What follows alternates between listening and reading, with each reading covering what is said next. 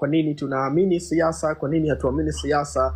Mimi nilikuwa mtu wa namba moja ambaye nilikuwa napinga vikwazo kufanyiwa nchi za Afrika, na wanafunzi wenzangu ilinishangaa sana, lakini kiuhalisia nilikuwa napinga kwa sababu inapokuja vikwazo bado Abdul ya Rais Samia Suluhu Hassan atakula, na atakuwa anaenda Dubai, na atakuwa anaenda Amerika, na atakuwa anatibiwa Norway kwa raha zake. Lakini mimi rais kuijua kwa sababu tu mjue ni nini hasa ilikuwa inaendelea kwa Tanzania.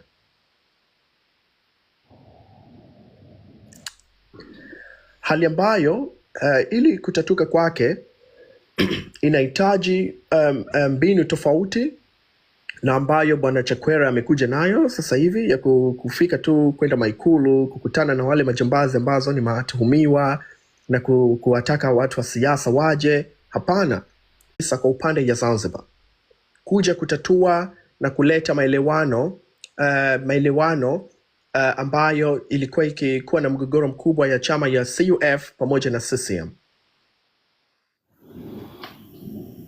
Sasa wamekuja Commonwealth, na yule mjamaa ambaye nimemtaja jina alikuwa ni Mghana, anaitwa Dr. Moses Anaf. Yeye ndo alikuwa tiki zangu, hii jambo ninataka kuizungumza sasa ni muhimu hasa hii kwa wale majamaa zilikuwa zinatumika kwa serikali ya Tanzania. Nataka kujaribu kuongea kitu kwa njia kama hivi inavyofuata.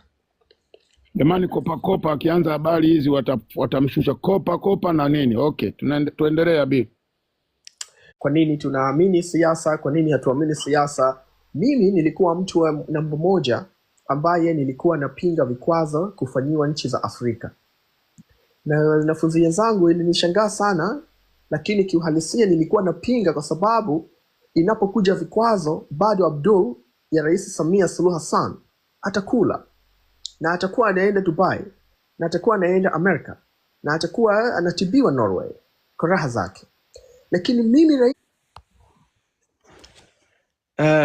pole sana, nakuwa nashambuliwa sana, lakini nadhani hii habari ni muhimu kuiweka. Nataka kila raia Tanzania ajue nini inaendelea na nini tunafanya. Sasa tayari nimempelekea rais wa ICC kiapo changu. Nimeapa kwa dini yangu, nimeapa kwa katiba ya Marekani, nimeapa kwa katiba ya Netherlands.